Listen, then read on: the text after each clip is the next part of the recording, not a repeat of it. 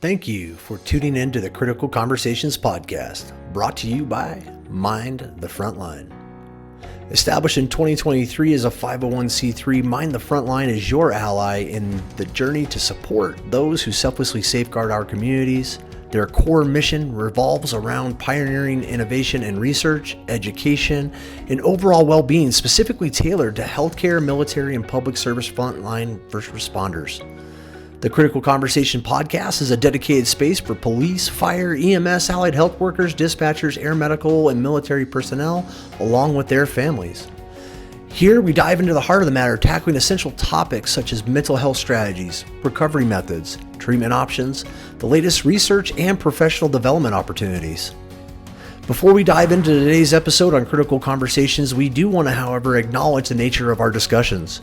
Some of the content discussed may be triggering or intense as we explore the challenges and the triumphs within the first responder community. We recognize that these discussions may evoke strong emotions or memories. If you or someone you know is struggling and needs immediate support, we urge you to reach out to your agency's mental health resources or your local peer support group. In time of mental health crisis, you can always contact the National Suicide Prevention Lifeline by phone or via text at 988. Please remember you are never alone and help is always available. At Mind the Frontline, we are more than just a podcast. We are a community committed to fostering resilience within the entire first responder family. So whether you're on the front lines or supporting those who are, we invite you to subscribe, engage, and be a part of this vital mission. To learn more, please visit us at www.mindthefrontline.org. Now let's dive into today's critical conversation.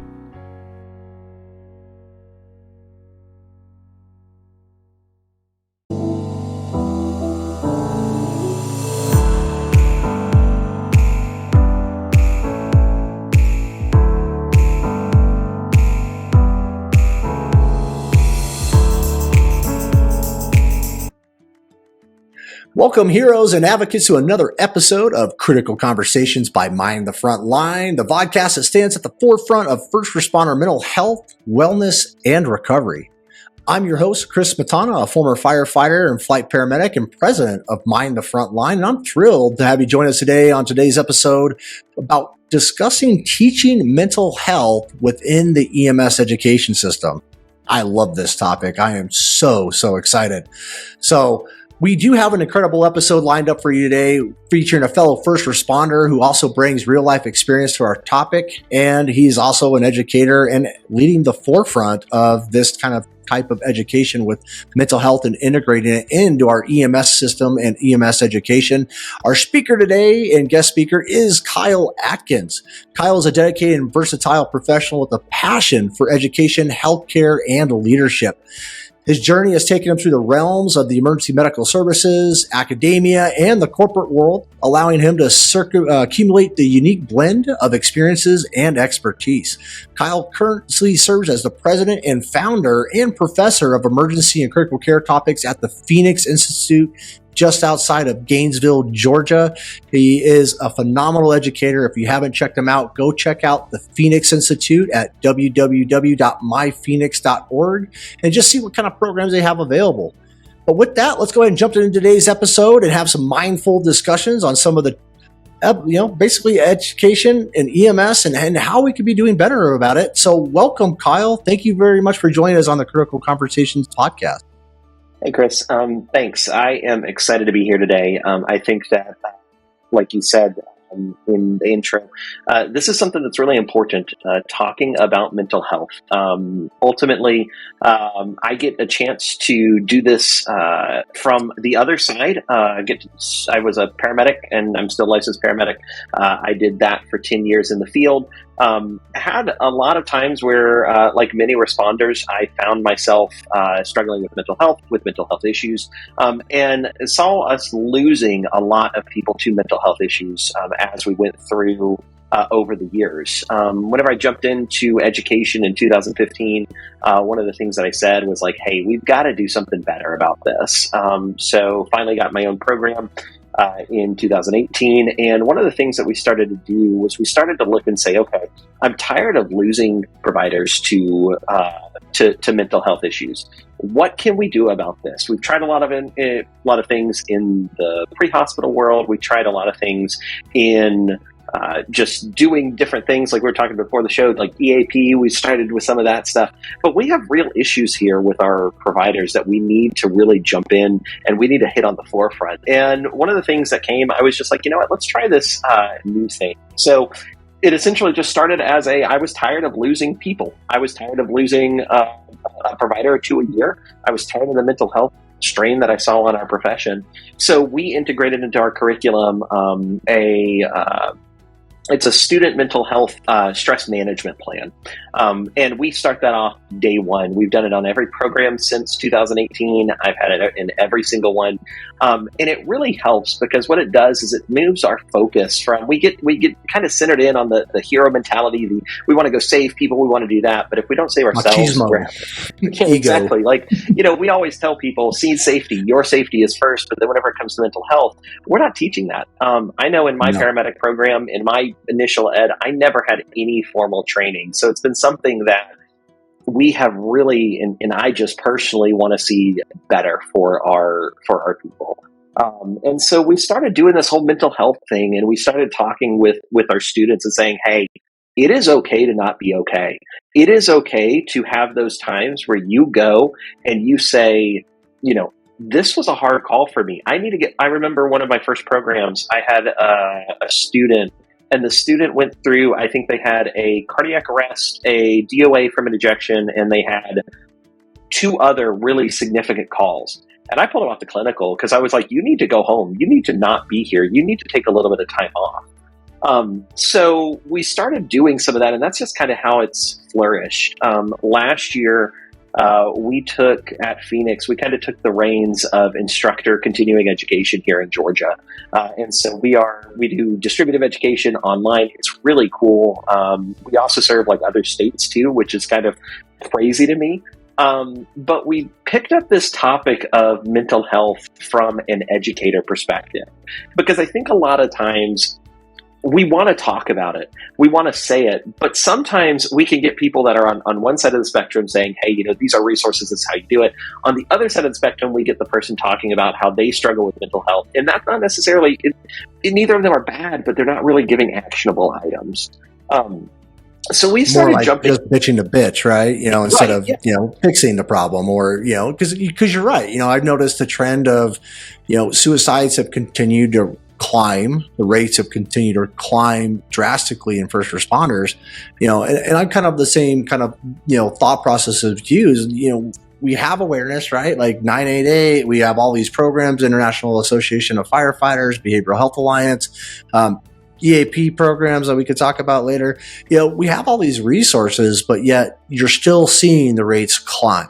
You're still seeing, and I'm still losing my fellow brothers and sisters. And it's such a struggle, and why I love having discussions like this, because as we continue to have these discussions, we're catching the people that are interested, that hopefully will help continue to make change as modern leaders. And why not catch them when they're first coming in the door on day one as a student?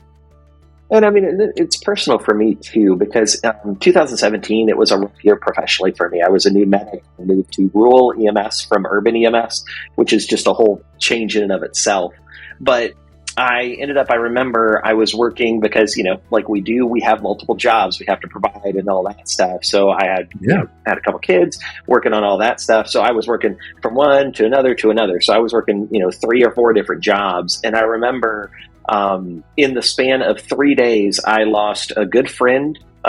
We lost someone to suicide, and then had someone, I had like 2 really bad calls, 2 close people that I knew personally, succumb to injuries that they experienced. And my first instinct was the next day I went to work, and that's wrong. Right. That's absolutely, and I started to realize there was something wrong. And so that kind of spurred on a lot of this stuff, is that I think a lot of times we do a really good job of saying, hey, the resources are here. Hey, this is here. but we don't do a good job of equipping people at every stage, especially in pre-hospital medicine. Whenever we're going from one to another, we had COVID. COVID decimated us. It was a mental strain on every one of us, regardless of if you're in the hospital, pre-hospital, or even outside of it. I mean, I think that that's one of the big things. And what I found was that we've got to start talking about it in education, because our educators, we're educating differently now. We're dealing with mental health issues. We're dealing with an economy that's not that great, and that's weighing hard on it. A couple just things that I know is that most people that leave education programs, at least in the grand scheme, and it's worse in EMS, is for mental health. And so it even goes beyond simply saying, well, we have a mental health problem, we need to talk about it. It goes into designing programs. It goes into designing educational programs. The time where we're going and we're saying, hey, this is this program is militant, that's got to stop, because it's hurting our culture. And if we're breeding that in the classroom, we're having that in the field, and that's where we're having problems. And that's what's contributing to this stuff. The field, you hit a good point there. I feel like, the current tools and resources that we have designed around first responders and public safety are all reactive tools, meaning that once I hit crisis, or I have a bad day, or I've spent 20 years and things have now, accumulatively added up to the point where I no longer can take them, then we will address the problem or provide the resource, or, there's no, you don't go just run a marathon or go run, a Ragnar race without practicing or preparing for it. So why aren't we preparing for this while we're starting our new clinicians out? So that way, when they get to the field, they're a little bit more resilient. So when they do have a bad day, yes, maybe those tools that we do have in place that are reactive actually can be a little bit more impactful versus, well, if they didn't know how to use the tools beforehand, they probably don't know how to use the tools while they're in crisis. I can speak from my own personal experience on that one. Yeah, I think that the biggest thing that we've got to do, especially in education, because that's where we start, because I spent a lot of time in my career trying to change the opinion of the field. And as much as I love it, and as much as we saw some people that were really progressive and moving forward, there's this mentality that just kind of holds us back. And I said, you know what, we're going to do this in education, because now we can start educating people better. We can start teaching them so that one day when they become that chief, whenever they become it, they look back and they say, you know what, we need to focus on mental health more than just a luncheon or a CISM team response or something like that. Couple things that we do we do in education here is that we start in the syllabus. We start in the syllabus of talking about the different options available. We from us as instructors, we put ourselves through our own internal training on how to work with those mental health issues. We make all of our instructors go through some of that because ultimately we are the front line. We are the people for those students. We've got people coming in. I know we've all seen it, but we've got guys coming in that have no idea what they're doing. They just wanted to go on flashy lights and so go sirens and then they want to. Yep. I mean, it's fun. Like, I get it. Like, I love it. But like, we also have to look and say, I know that I had a partner, and her big thing for mental health was not the bad calls, the 911, the gritty stuff we talk about. Hers was the 85-year-old that we're taking home on hospice. That was her mental health piece. And I think that it's important that we remember that EMS is a really broad term at this point. But education-wise, we start in the syllabus to use simple language. We don't say, okay, you have access to blah, blah, blah, blah, blah. We say, if you have help, if you need mental health, if you are suicidal, if you're homicidal, if you're any of that, come talk to us. We have resources. We've taken and we've made connections to counselors in the area for our students. We also have to prioritize mental health. One of the things that I realized is that stress is huge, and we put a lot of it on our students in programs. And I remember one day I looked at at the course design, because I design all of them and everything like that. And I had, within like 72 hours, they had like 6 tests due. And I was like, you know what? We're done with that. We can't do that. And what we found is that helps resiliency with our students, and it helps them we give them time off.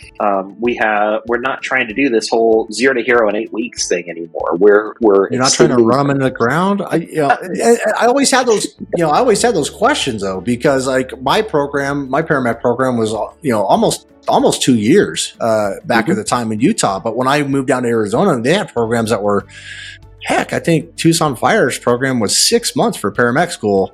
And I remember the stress of that. You're working full time as a provider. Most of the time, at least for me, when I was going through paramedic school, I'm working full time as a provider. Mm-hmm. I'm trying to study. I'm going to class Monday through Friday. I got exams every Monday. It's extremely stressful. And at least in my paramedic academy is very kind of structured around that kind of paramilitary organizational structure that we're so used to in our tradition.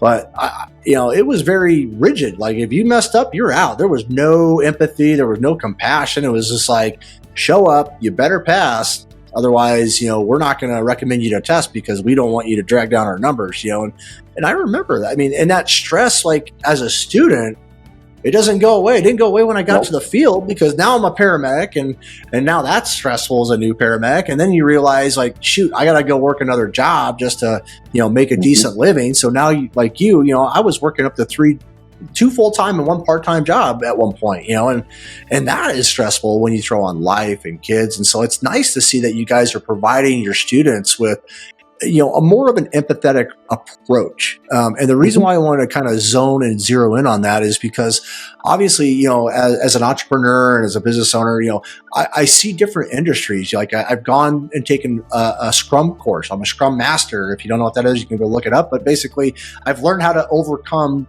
technology challenges and things like that, organization, project management and things like that.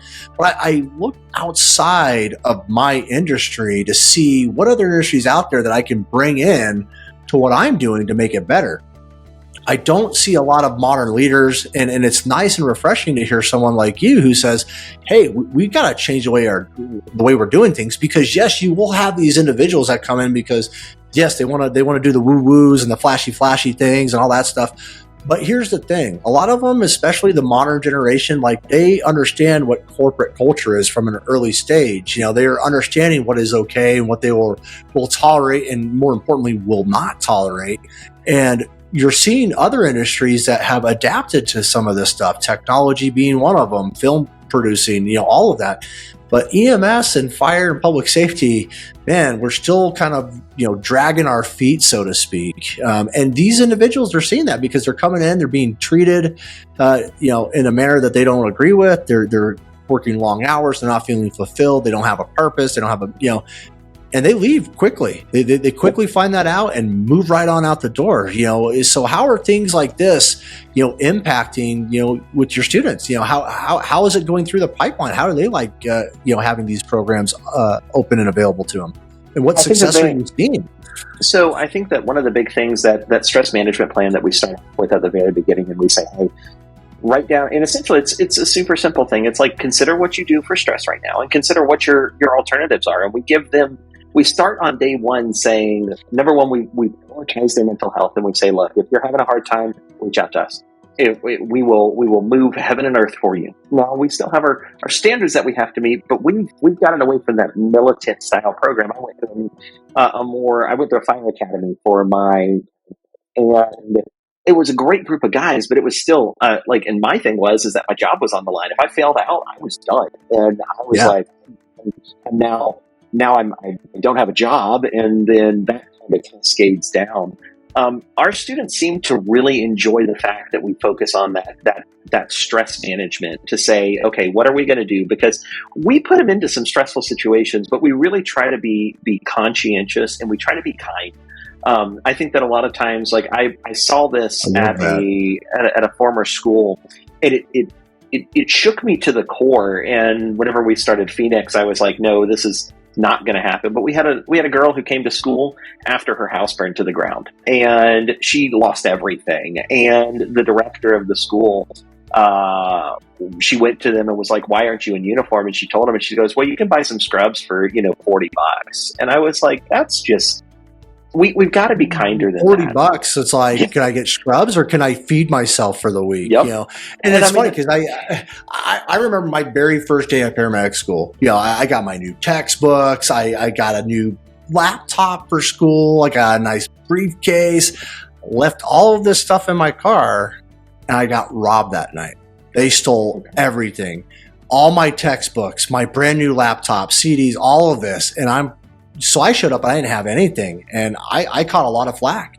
They almost sent me home because I didn't show up with the stuff I needed. And I said, "Here's the police report. This is why I'm late." But I can understand how that lady was feeling and how that student was. And so it's really nice to see how you guys were able to take that approach, because I think at the same time, what you're doing is you're teaching them how to manage their own stress, right? And that it's okay. Yeah. And that way, when they get out in the field and they start working really hard and they're getting they're getting punished. I wouldn't say punished, but they're getting ground pounded, however you want to look at it. Whether you're EMS or you're a new police recruit or a new physician, going into residency, that's stressful. And if we don't teach these people how to deal with these stress early on, what are we going to do? So it's nice. I think that's the big thing, is that teaching them and empowering them as students to manage their own stress. I think that a lot of times they don't get taught those things coming through a lot of things. They're taught, well, you're going to have stress and just deal with it. Just suck it up. Just, put some dirt on the wound, I guess, and, keep going. And I get it. But there's a time and a place. It's like I see a lot of culture. I'm active on TikTok. I'm active on those type of socials and everything. And I interact with people all the time. And I see providers being like, "Man, that was a really hard day. I'm going through this." And I'm like, call out. Call out. You will be fine. I promise you. In so much, we get this ingrained in us.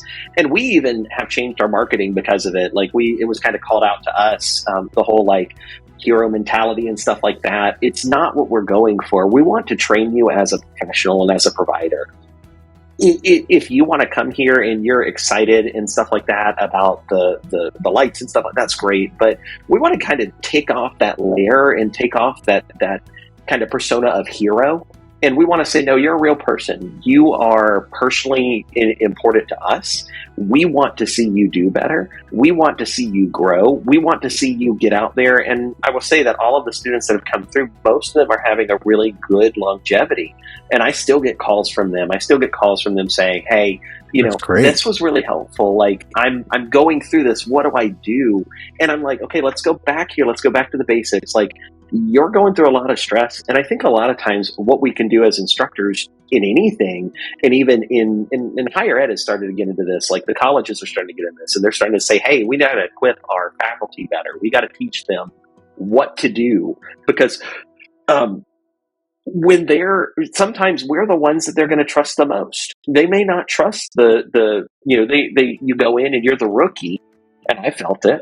I was the rookie for between a couple different departments for about 5 years. And it was like, I can't go to my boss and say, "Hey man, I'm struggling with mental health," but these guys can. And so we opened up a resource whenever, we lost, about a year ago, we lost a provider here in Georgia, to a wrong way accident.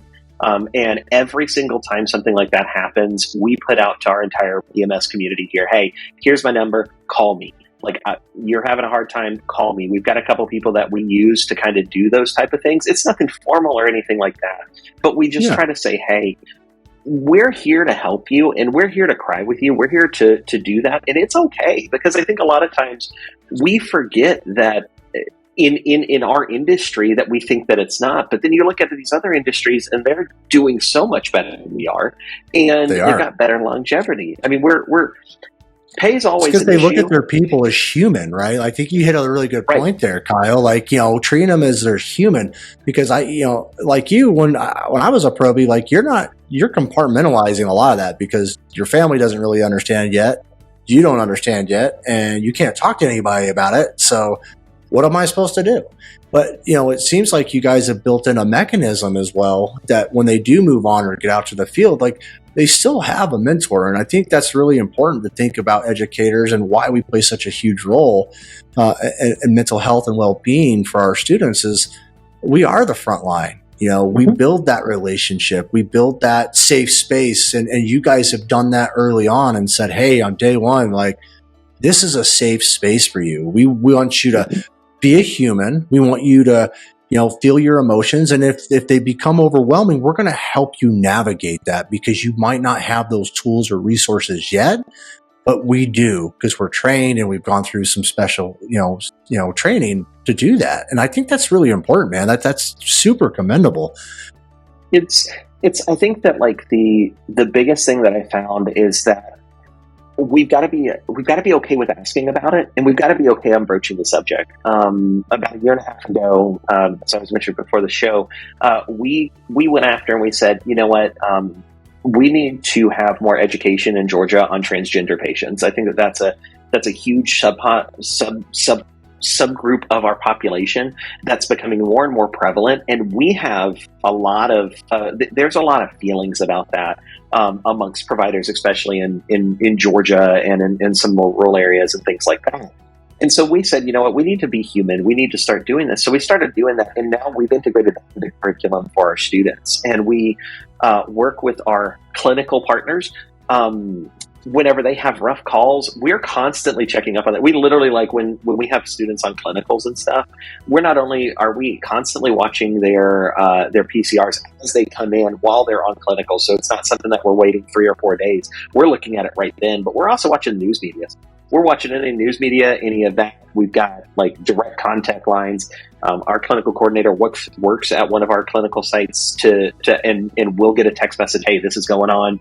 We integrated some Slack stuff so that we can have that constant back and forth. But I think that like even in teaching our providers how to take care of their mental health, it helps them whenever they deal with mental health patients or patients that are having issues, that are having that sometimes just need you to talk to them. With the transgender community, teaching them and saying, hey, let's teach you just simply how to not ostracize them. Let's do that. Because ultimately, I think that if we can create providers that are kind and caring, that's better than any bit of knowing the Scarbosa-Smith criteria or anything like that. If you're not kind, it doesn't matter what type of provider you are knowledge-wise. Or the hero complex, right? And I love how you guys have really kind of, changed your perspective on your advertising and how you draw people in. And more importantly, like you're communicating the same message that you have in the school, right? So that way, if I was someone that was applying to the program, it just continues to add up. And that's kind of important because when you think about a lot of programs out there, they don't have DEI policies. They don't think about that. They don't think about, what's my student's stress level at, or what's going on externally in the environment. Was there a mass shooting in downtown Atlanta? Things like that, where these all play into those effects. And having that system and that robust system, be a Slack to get messages out and disseminate communication and make it available. It's sorely needed. It's a great example that you guys are setting. We had actually, talking about a mass shooting, we actually had an active shooter in the Atlanta area. I was sitting here in my office. I've got a TV that monitors news and stuff like that, and I saw it pop up. We had a student that lived in Atlanta. So the first thing I did was I grabbed on Slack, I sent him a message, hey man, shelter in place, are you okay? And that was all. I mean, and to be honest, like, you don't have to do much. You just have to be aware. And I think that whenever we are more aware, we create better providers. Our goal here at Phoenix is to create competent and competent clinicians. But it's more than just, do I know? We have had people that have come through our program that we won't let graduate until they have some of that more emotional intelligence, until they understand how to treat a patient. I watched, and we have candid conversations a lot of times with our students. We watched a student interaction and got some feedback on it. I pulled the student in and just said, hey, what's going on? Because that doesn't match up to what I know about you. We also have to pay attention to the other stressors around here. You've got the financial stressors, job stressors, I talked to someone today. They're coming into, they've been in the same career for 15, 20 years and they're getting ready to make a change. That's stressful.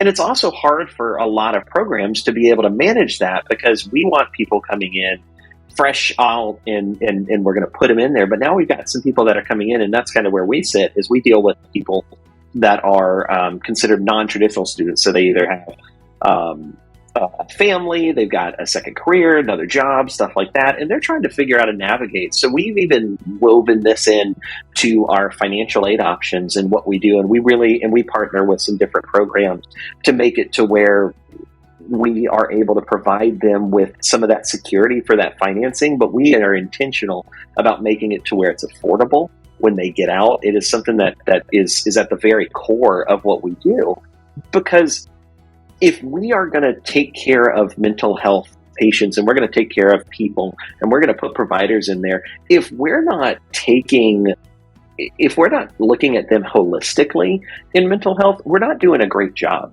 Because I think that a lot of times we also have to know what resources that we have available and what we can and cannot do. I get to sit at the top of the organization, so the organization essentially does what I tell it to, which is which is nice now, but not when you're a booter. You're right. Yeah. No. I mean, and so I get to say, hey guys, you know what? We're going to prioritize mental health, and I will tell you that we have conversations internally with faculty all the time, and we're like, hey, what about this? What about this? What's going on with this? We had a student that was just going through some hard stuff, and we just kind of pulled him in for no other reason than just to say, hey, we see you and we know that, and we want to help you through this. And if you need anything, you reach out to me, you reach out to your instructor, you reach out to any of us, and we're going to drop anything so that we can take care of that. Because ultimately, man, that's amazing.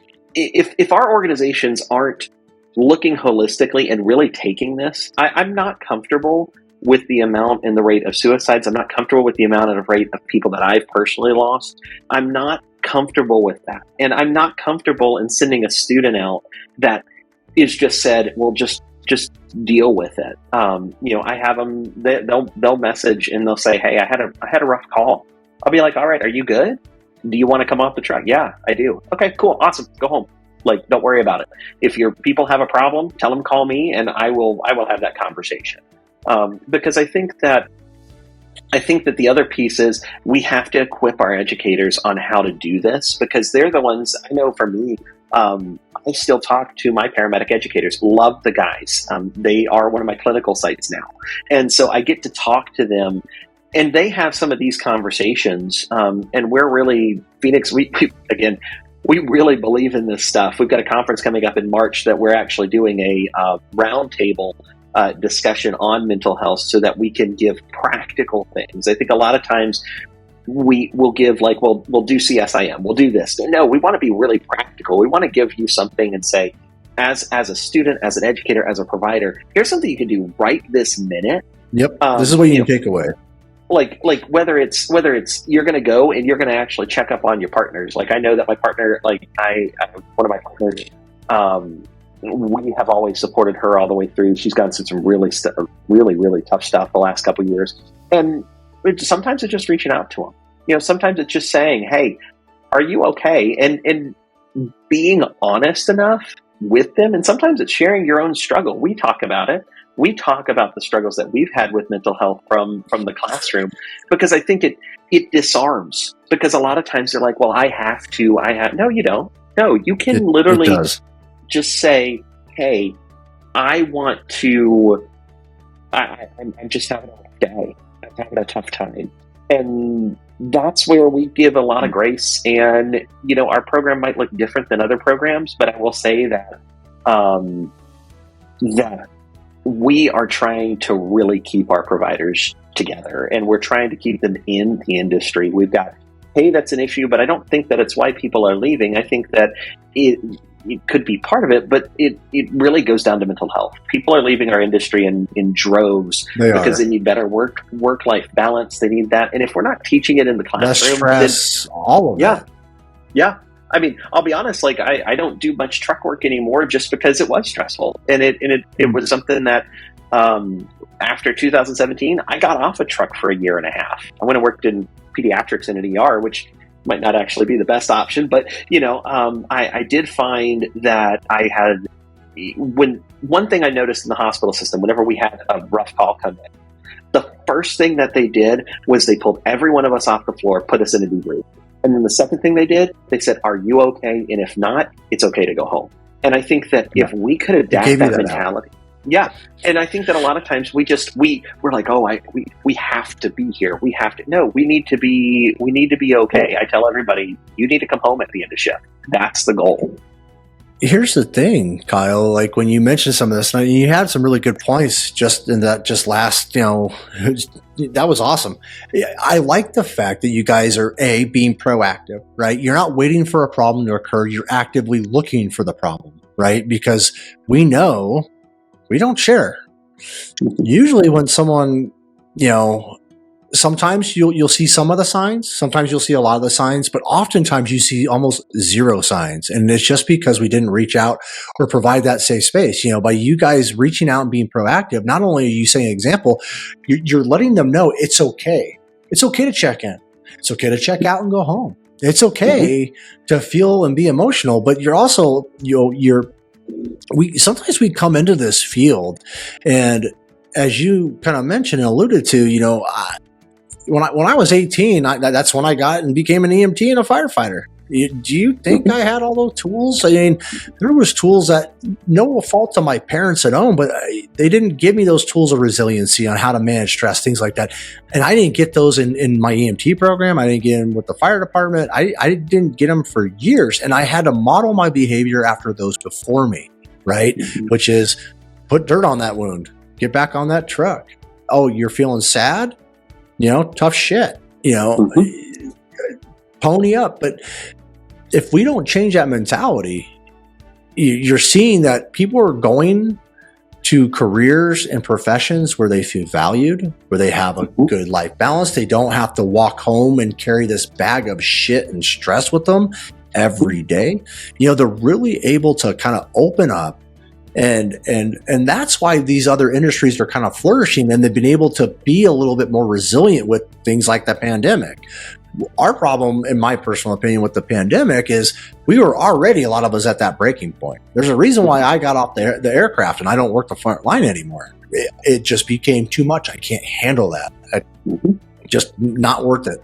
And now we have the pandemic, which is I got to work longer hours, more stressful, more people are having sentinel events. I have to take more time to put on these clothes and debrief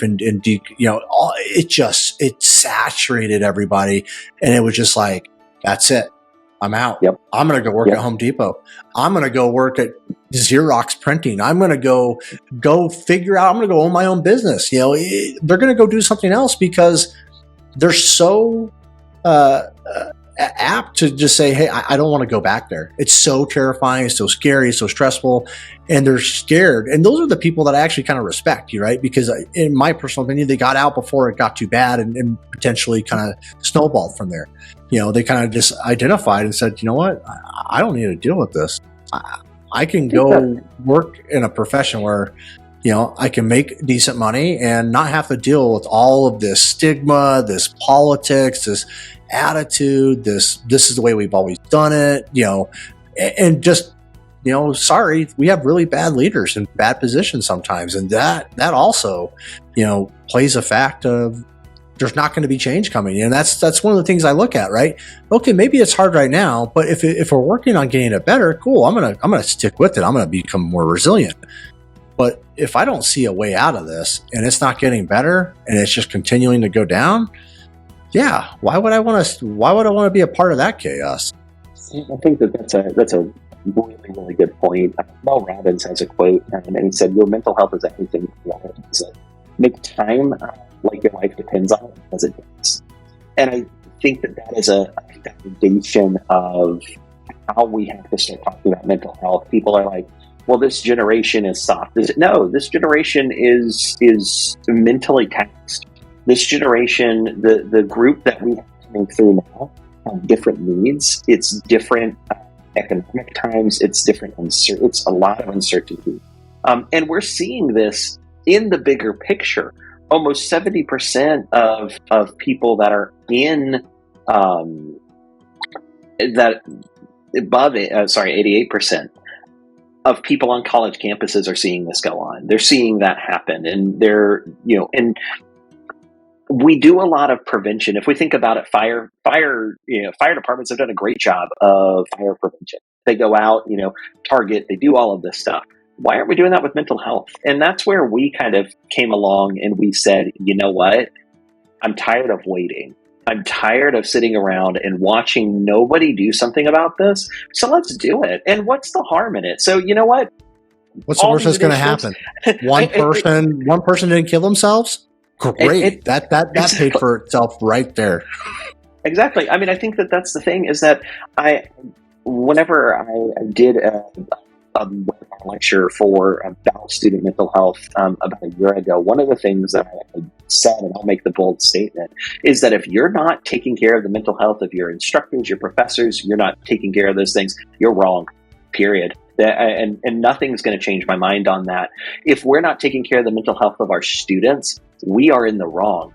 And just like we wouldn't tell somebody to give the wrong medication, give the Ep.07 instead of the Ep.11 for an anaphylaxis, just like we wouldn't step in whenever we've got right mainstem or we've got intubation into the esophagus, we've got to start saying, you know what? No, this is not okay that we're just pushing this under the rug, because ultimately that's what is contributing to this. I watched a guy who was really fundamental in my early time as a firefighter. He was my driver at the station that I worked at.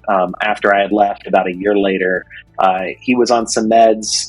He told his new wife he was going to go outside, and he walked outside and he killed himself. And part of it was the meds, part of it was he had been injured, things like that.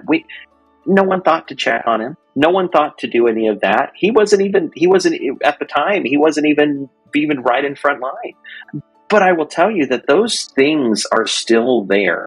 And if we can do that in education, and if we can start in education actually saying, you know what, you matter more than if you're going to take care of this patient, because we can create emotionally stable individuals and emotional stable providers, I think that we'll start to see a change. Because like you said, we've kind of got this, it's all good. Yeah, I'm fine. Yeah, go back in service, do that stuff.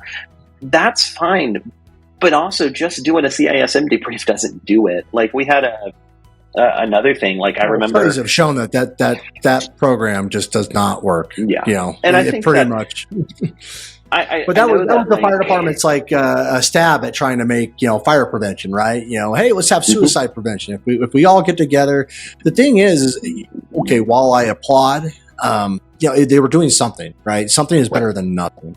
But we learned that hey, that was a good stepping stone. But we learned, and we need to take that data and that research away from it, and now apply it to what is happening today in our industry.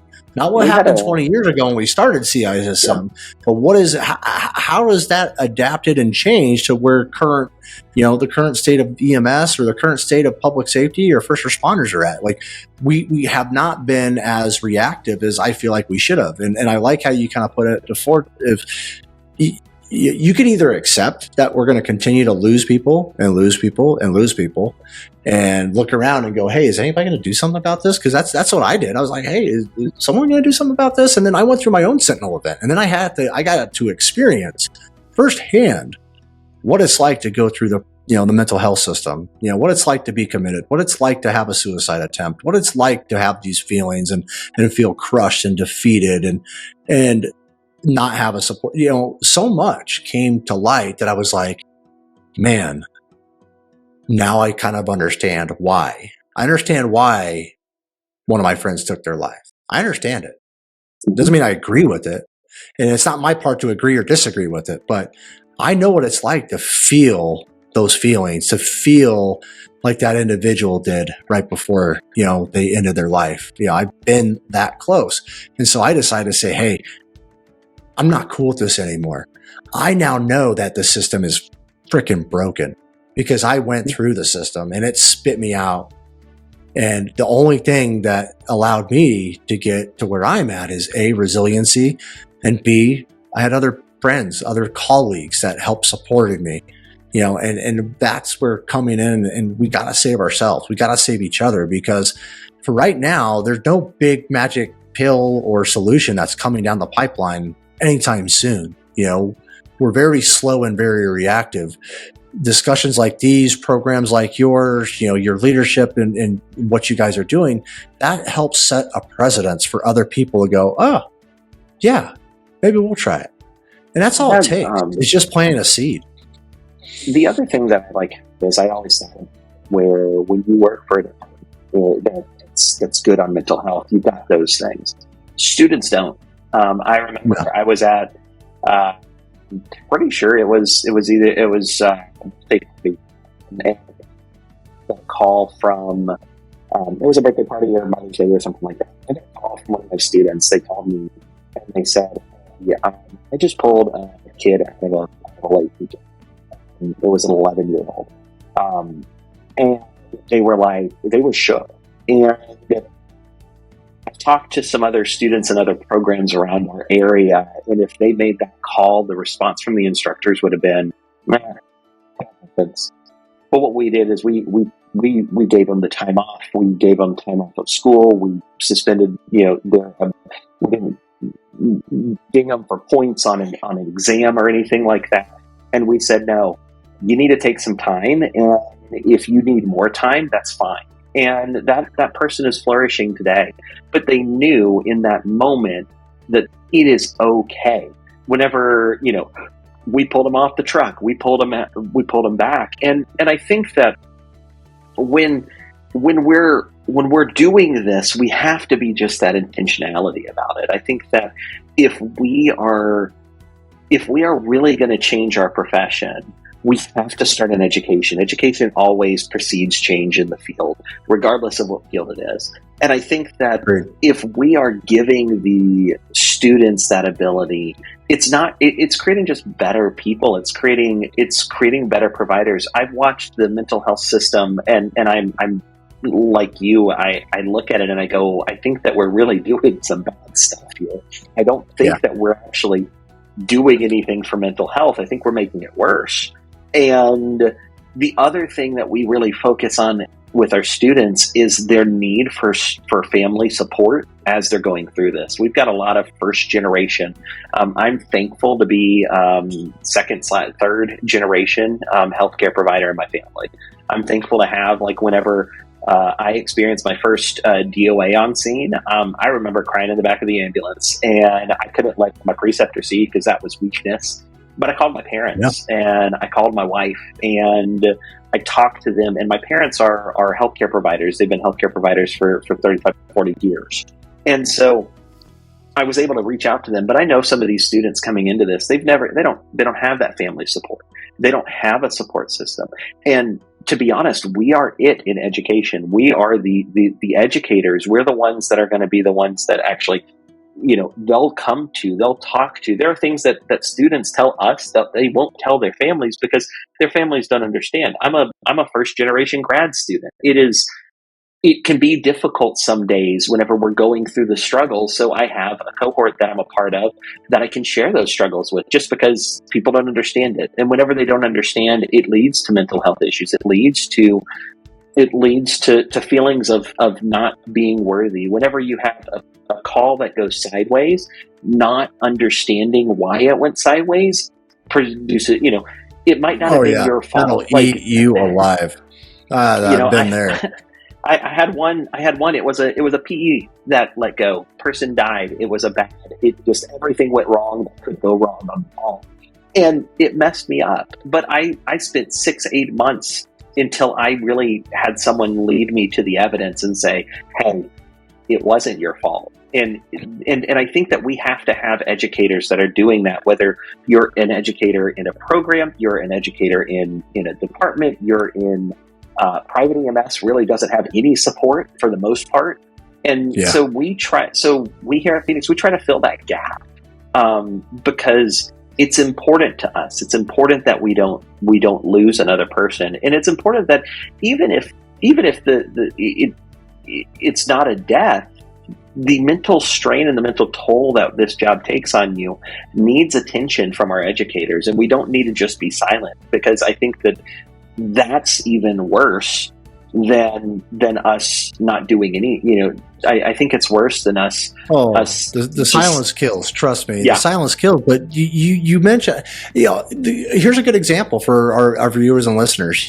Let's take this individual that had that sentinel call, pulled out, a baby, had to deal with that. Your program set them up for success by showing them empathy, showing them compassion, letting them know it's okay to process this and feel the emotions that you're feeling. It's okay to cry. It's okay to be vulnerable. And if you need time off, go take the time off and focus on yourself and provide yourself with that self-care and love yourself. Because too often times that we go through calls like you just mentioned, that stays with me for 20 years. It doesn't go away, guys. It doesn't stop. It'll stay with you until finally it works itself out. But what you are doing by bringing this into education and by showing that student, well, guess what?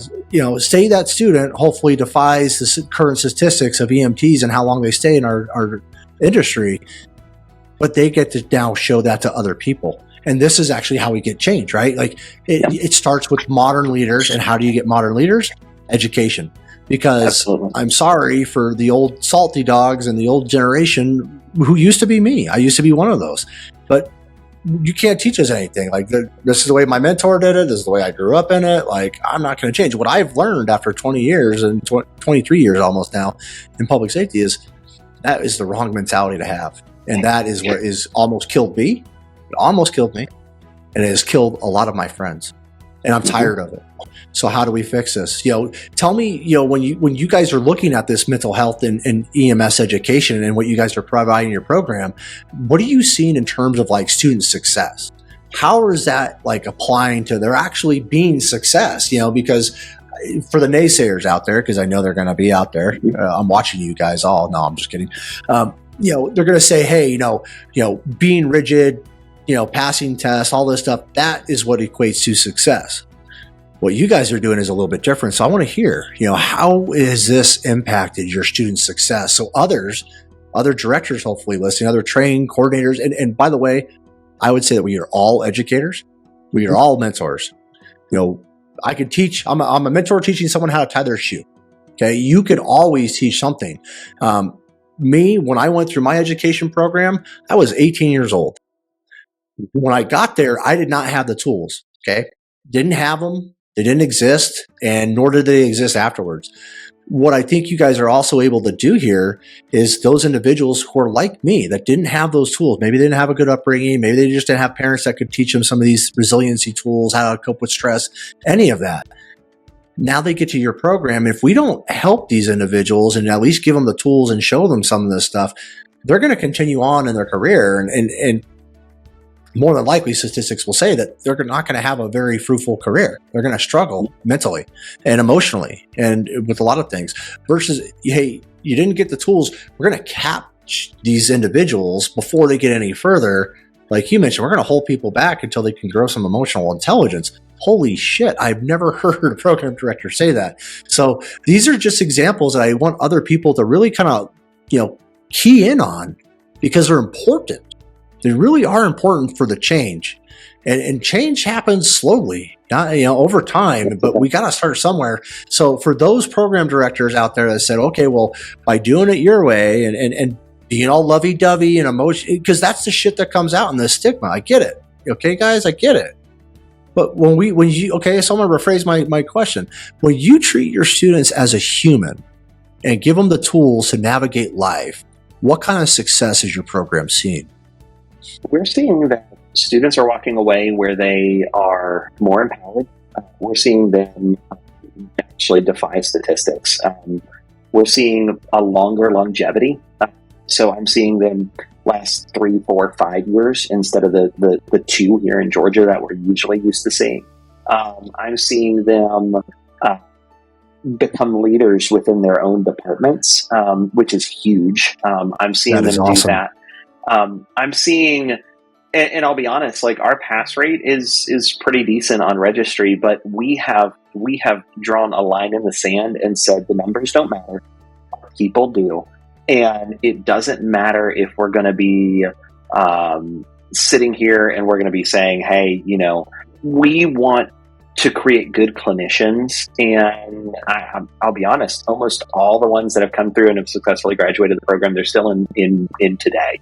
That's awesome. That's numbers, right? That shows that what you were doing, it works, because I can tell you that if I look at some other program numbers, on average, the average program, almost 50% of their graduating class will be gone in less than 5 years.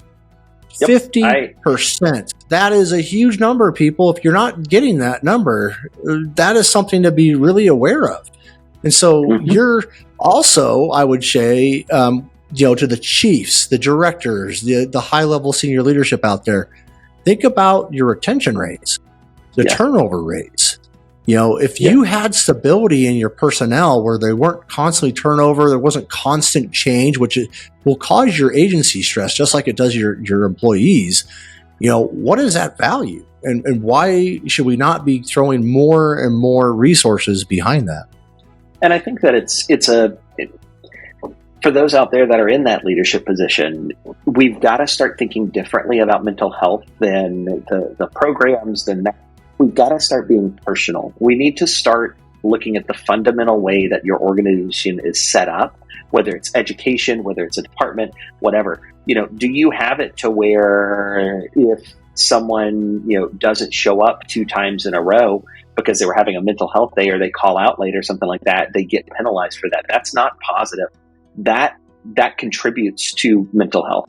We want to see, we look at it and we say, and I'll be honest, there's still frustrations, and there's still going to be frustrations. You are going to get frustrated because there are some people that are going to take advantage of the system. But you know what? At the end of the day, it's about mental health. And if we're about that first, as opposed to what our numbers look like, and we start to see people hanging out a lot longer. We start to see the stress go away. We start to see, hey, we're actually caring. And even when people leave, they start saying, you know what, that group cared about us.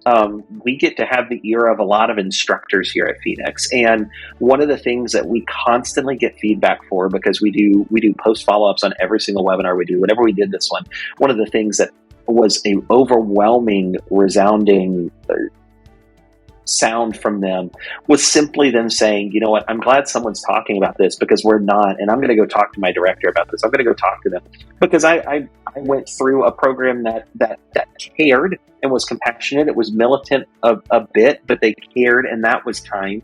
But I know another couple programs around us, they're slave drivers, and we've got to stop that, because ultimately we see high fail out rates. We see high exiting the program. People say, you know what, if I'm going to put up with this shit for $18 an hour, I'll go work at Amazon and I'll get better benefits. I'm going to work like a dog, but you know what? I don't have to worry about it. At least I'll get paid for it.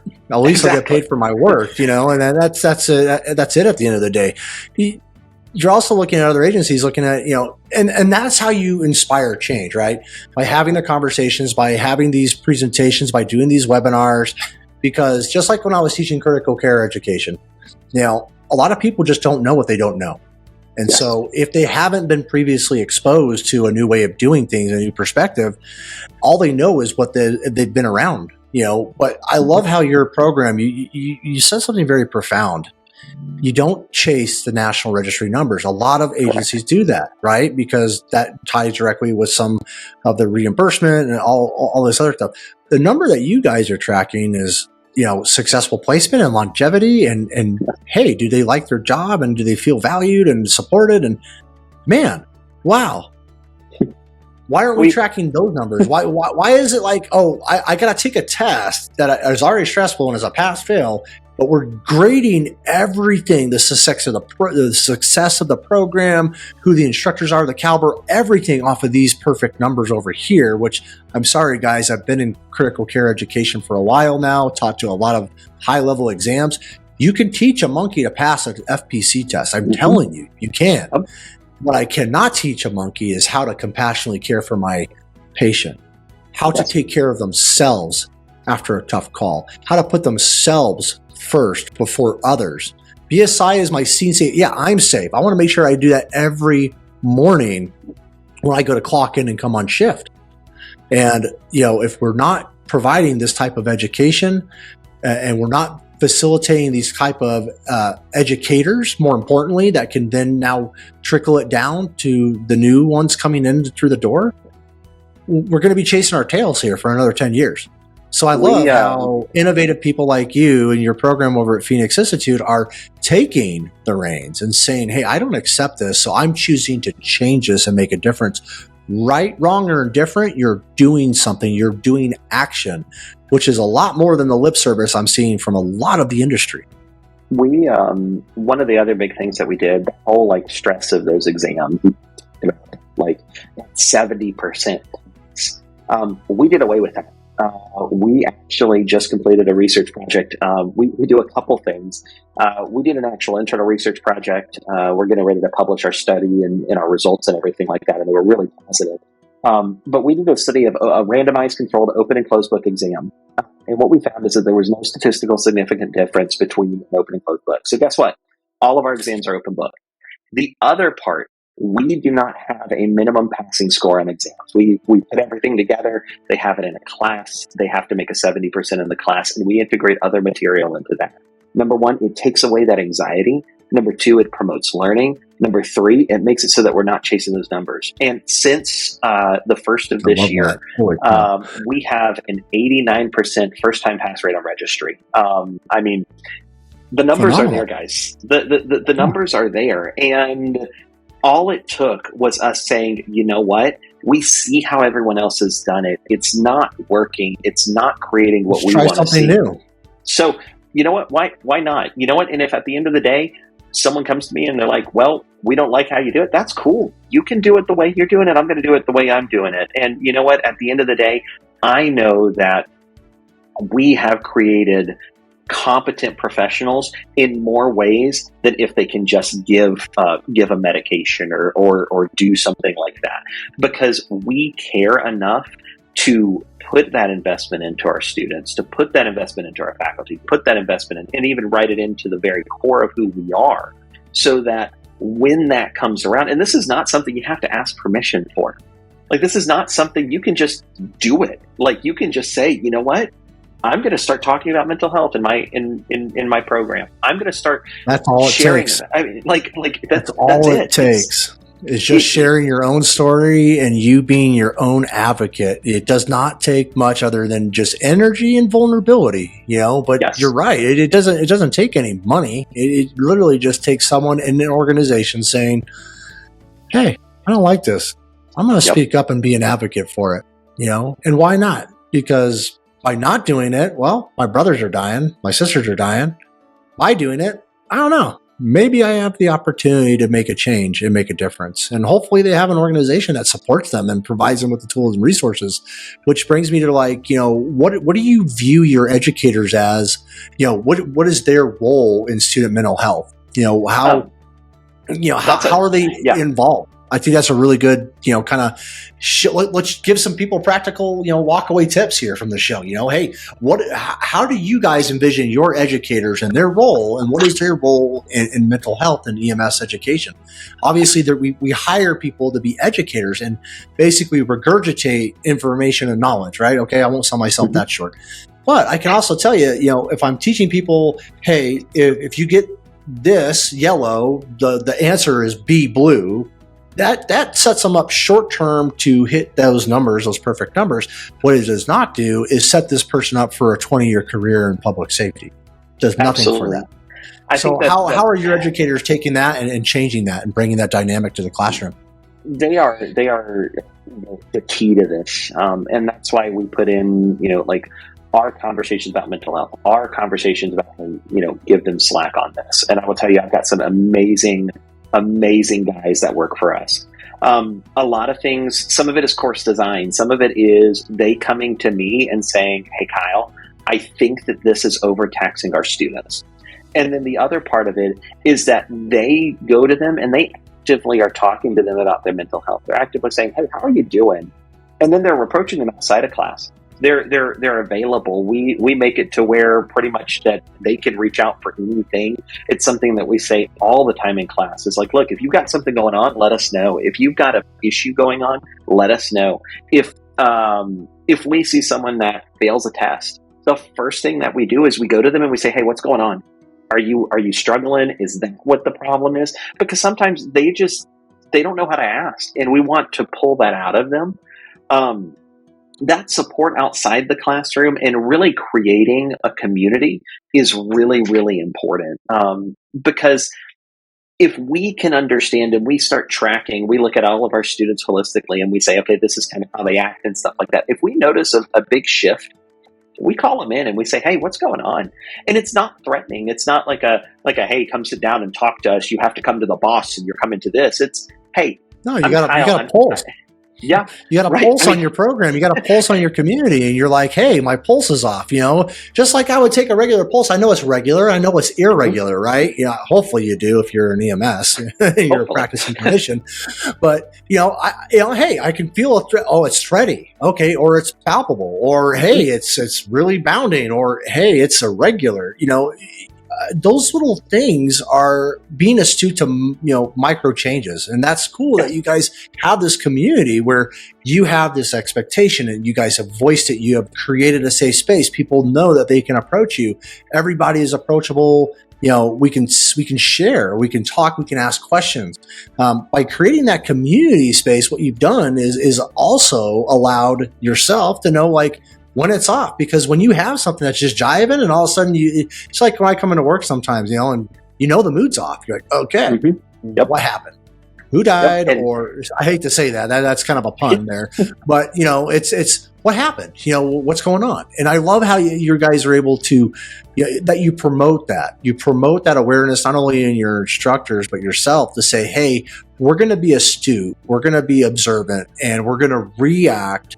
And we're going to be proactive at the same time, right? Versus, hey, okay, I can tell that Jimmy's having a bad day, but I'm just not going to deal with Jimmy. I'm going to deal with everybody else in the class. Versus, oh, Jimmy's having a bad day. When I get a moment, I'm going to pull Jimmy aside and just be like, hey, brother, what's going on? You seem like you're just having a really, you're struggling today. And if there's anything I can do to help, let me know. That's exactly what we do. I mean, a couple things that we look for. We look for students missing assignments, getting assignments later than they normally do. We take a lot of data, a lot of analytics, and use a lot of that to help our faculty be empowered.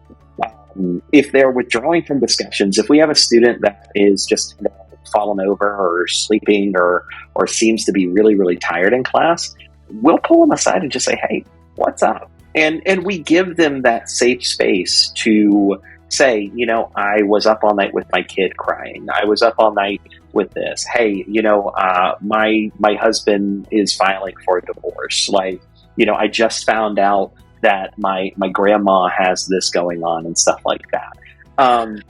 If they just don't show up, like we've had a couple students that just didn't show up and didn't tell us. And so as soon as I saw him next, I was like, hey, what's up? Like, and I'm not saying it because like, I at this point, I don't care about your absences. I don't care about that. What I care about is, are you okay? And I think that's what we have to be asking. If there are those A students and you see them start dropping and we've watched it, we will pull those students in and say, what's going on? And they'll be like, well, it's just tough. And I'm like, no. What else is going on? And they're like, well, this happened to me this week, or, this has been really stressful, or, I don't know how I'm going to make my bills, or I don't know. And so sometimes they come to me and I'll move heaven and earth for them because I want to see them be okay. Now we have to, sometimes you're going to have people that abuse it, but you know what? What's the deal?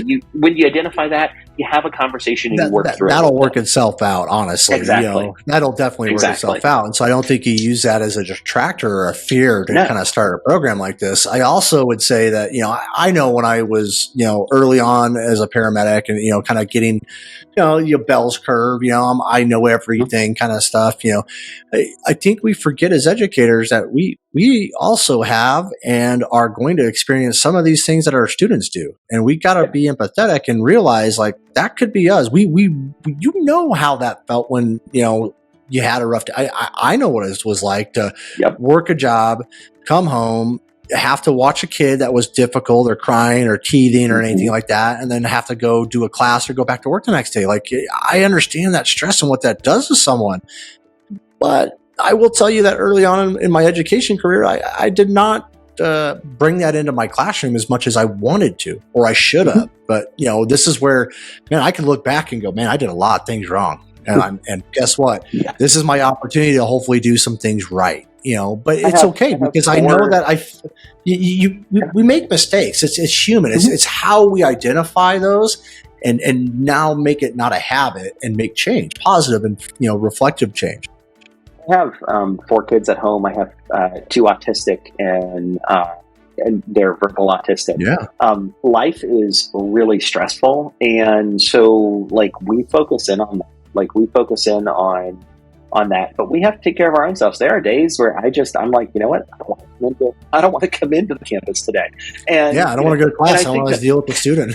and I think that sometimes, and then and my instructors, they'll have a day where they're just off, or, you know, one of my instructors had to have a stent placed fairly quickly, you know, and I would just step up and grab it, or like I had something going on, and one of the other instructors like, hey, I'll take that from you. Hey, don't worry about this. Hey, you know, if you talk to any of my guys, they'll say that the biggest thing that they have to do is get me to release some of that stuff just because of who I am. But they're active in it. They reach out. Our clinical coordinator, gosh, she follows up with everything on our students, and she's encouraging. We always say that we want to encourage our students. And we want to encourage other people. And anytime someone comes in, that's what we're trying to do. Anything that we're putting out, we want to be encouraging, and we want to, because I think that at the end of the day, you got to do something. And that's really the biggest thing. You've got to stop sitting here and say, you know what, we're going to let someone else figure this out, and say, no, I'm going to take ownership. And then I'm going to say, you know what, I want to try doing this. And a lot of times it's a lot easier than you think. In 2021, on the heels of COVID, we started a college. It's a weird thing to say, but myself and a bunch of others, we got together and said, you know what, we don't like how education's going. We're going to do our own thing. And someone goes, wait, you started a college? Yeah, no. I mean, it took a couple pretty ambitious. I decided to start my own online training company, but you went after, like, you went full send. Yeah, I mean, and I think that sometimes I just look back and I'm like, you know, we just saw an issue and we said, we're not okay with this, and we want to see something different. And our reach is going much farther than we ever thought that it would. And it's funny how when you do the right thing for the right reasons, what actually happens and the ripples that it causes and the following you then kind of pick up that you never thought you would have. Absolutely. I think that it's definitely one of those things that we are an experience of, we tried something and it worked. And by prioritizing our mental health of our students, of our staff, and our faculty, what we're finding is that we have a much better environment. We've got a lot more people that like us. We're something. A better environment for both students and the employees, the educators, right? So it's both of them. It's not just one or the other. It's a great environment for everybody involved. Yeah. And I mean, and we don't get it right all the time, but you know what? I joke with our guys and I say, well, 84% is the amount that of questions you got to run on the card courses. So we're going to go for 84%. If we're doing that, then we're doing good. And I'd say that we're standard, probably, I guess. we're probably doing a decent job there. And I think that's really the piece of it, is that you got to stop sitting here and saying, we're going to let someone else deal with it. Because I'll tell you this, they're not going to, and they're not going to do it fast. And they're going to continue to do the same stuff over and over again. But we can really think that. I got a chance to go to a conference a couple months ago. I got to help out and one of my really good friends at a conference. And it was the organization called AVAP, and AVAP is new analysis professionals in healthcare. I saw one of the coolest groups of people encouraging one another, doing all this stuff. And what I said is, you know what? I want that.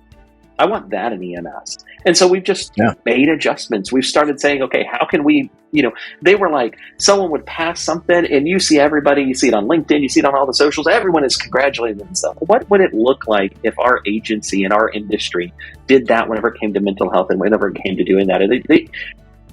They just did it. And that was the cool part. That's all you need to do is just do it. I'll tell you just from my own personal experience as an entrepreneur, fear will get in your way. Action will move mountains, Absolutely. And so, Kyle, real quick, as we kind of close out today's show, I love all the insight that you provided. I'm really, really excited. Now I want to come actually sit in your program and meet some of your staff because it sounds like a really cool organization and I love organizational culture.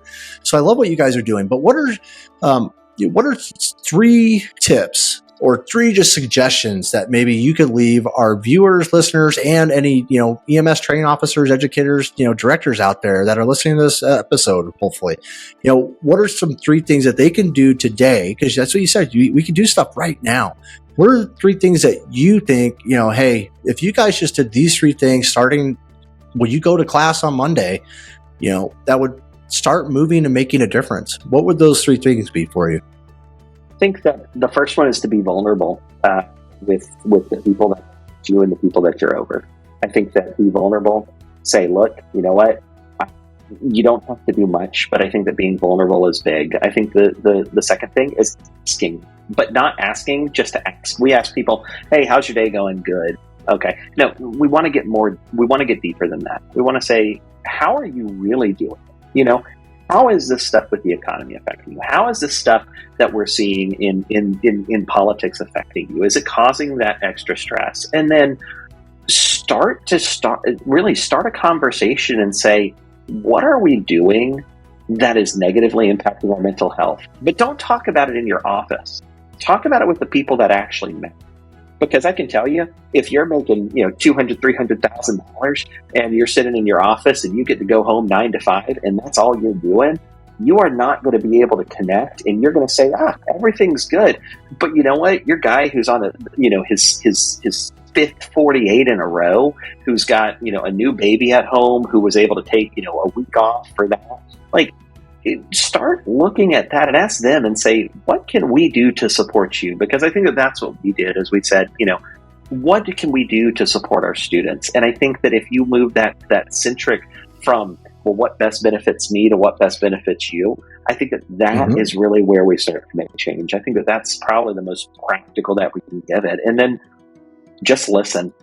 A lot of times we go into these situations and we start saying, you know what, this is great. But what I hope is that people watch this, listen to this, and they're inspired to say, you know what, let's listen to the people that it really affects. And if we can do that, we can start to really move that needle, and we can start to do a better job taking care of mental health in our industry. Man, I love it. So profound, and so excited and enthusiastic to meet someone that is just kind of leading the way and saying, I'm not going to take no for an answer. I'm just going to do. I'm going to start bulldozing new ways. And if we make mistakes, we're going to do an 84%. Hey, B work is better than no work, people. So Absolutely. Get started. And I love how you kind of just gave those just quick, easy ways that we can think about this, and being vulnerable, at least in my opinion, I share the same. That should be number one. Being vulnerable to your staff, being vulnerable to your employees, being vulnerable to your students. So, when you have that bad day too, and you check out, let them know, like, hey guys, I checked out on Sunday because I just need to take care of myself and do some self-care. And that just promotes, just more awareness and really kind of just sets the tone. So I love it, Kyle. Thank you so much. I just want to say again how much I appreciate your time, your energy, and what you guys are doing over at the Phoenix Institute, trying to really incorporate EMS education into EMS, and it should be. I think it absolutely is one of the many things we probably need to be doing to start course correcting, because I don't feel like some of the things that we are doing are bringing good to our industry. We talk about, at least on my side, we talk about do no harm. Love I it. think we're doing some harm. I think we are definitely doing harm because I know we're doing harm. It's just nobody's doing anything. So I applaud you guys for doing it, taking action, and really trying to set a precedence within the training and EMS education space. So my applause and my hats go off to you and your team. I appreciate it. And I mean, and having the opportunity to come on here and just share it with everyone is huge for us. It's something that I think that we've got to start saying that there's a problem. We wouldn't look at a STEMI and say, let's go to the Band-Aid box. Like, I mean, this is STEMI. Just go down to your urgent care. You'll be fine. Exactly.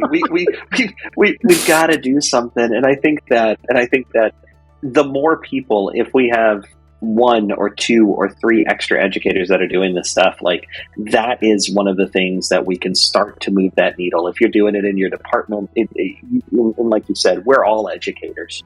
You don't have to wait for someone like me to come along and say, hey, we're going to start doing something different. You have to say, you know what? I see a need, and this is what we're going to do. And you know what? If it works, great. If it doesn't work, you just have to make some course corrections. And it's not adapt. I mean, adapt. Keep going. There's no downside. There really is no downside to really focusing on mental health and actually being a human being that cares. I love it. Well, you guys heard it. Check Kyle out. Check out the Phoenix Institute if you're looking for an EMS program that really kind of is leading the forefront of EMS education, incorporating mental health into its training and education curriculum, and just really promoting really good educators. If you're an educator and you're listening to this episode, I would holistically and implore you to try to take at least one insight that you got from today and incorporate it in your next class. Because as an educator myself, I can only imagine how many ripples I've had throughout my career from all the students that I've touched. And that's all that matters. You touch one student and it's a force multiplier. So as we wrap up another enlightening episode of Critical Conversations by Mind the Frontline, we want to extend a heartfelt thank you to Kyle for sharing just what his program is doing and how they are tackling the problem of EMS and mental health in EMS by incorporating in their education. And if you found today's discussion enlightening and you want to stay connected with our ongoing mission, please be sure to subscribe to our Critical Conversations podcast by clicking the link below or above or on your app. We're on Spotify podcasts, Apple, YouTube. You can always find more resources and more episodes like this on the www.mindthefrontline.org website.